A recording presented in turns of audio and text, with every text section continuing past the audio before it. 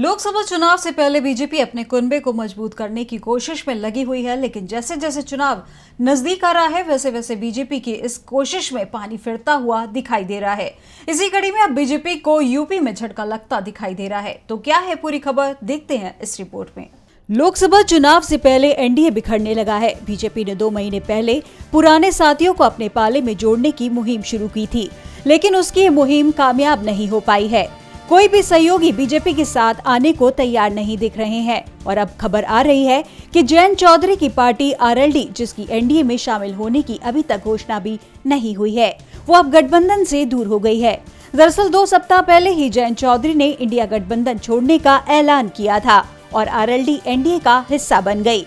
लेकिन 2 सप्ताह के अंदर ही जयंत और बीजेपी के बीच बात बिगड़ गई है। एक तरफ इंडिया गठबंधन ने जयंत के लिए अपने दरवाजे खुले छोड़ रखे हैं, तो दूसरी तरफ आरएलडी और बीजेपी के बीच सीटों को लेकर पेच फंसा है। अब इस बात को लेकर पुष्टि खुद जयंत चौधरी ने की है। आपको बता दें कि जयंत चौधरी रविवार को अपनी सभी विधायकों के साथ चुनाव पूर्व तैयारियों के संबंध में मथुरा में स्थानीय कार्यालय में आयोजित बैठक में भाग लेने के लिए पहुंचे थे। इस दौरान उन्होंने कहा कि एनडीए में उनकी पार्टी के शामिल होने के संबंध में अभी औपचारिक घोषणा नहीं हुई है, इसलिए अभी सीटों के बंटवारे पर भी कुछ तय नहीं हुआ है।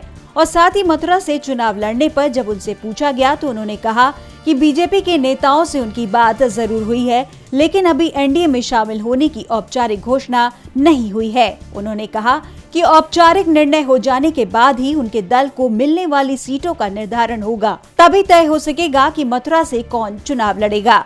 अब जयंत के इस बयान से साफ हो गया है कि बीजेपी और जयंत के बीच सब ठीक नहीं है, क्योंकि जयंत को उम्मीद थी कि एनडीए में कम से कम 5 सीट आरएलडी के हिस्से जरूर आएंगी, लेकिन बीजेपी की तरफ से जयंत को बागपत और बिजनौर की सीट ही दी जा रही है, जिसे लेकर आरएलडी के अंदर नाराजगी दिखाई दे रही है। आरएलडी 4 से कम सीटों पर समझौते को तैयार नहीं है, जिसके बाद ये कहा जा रहा है कि आरएलडी और बीजेपी के बीच जल्द ही गठबंधन टूट जाएगा और जयंत फिर से इंडिया का हिस्सा बन सकते हैं। डीबी लाइव की रिपोर्ट।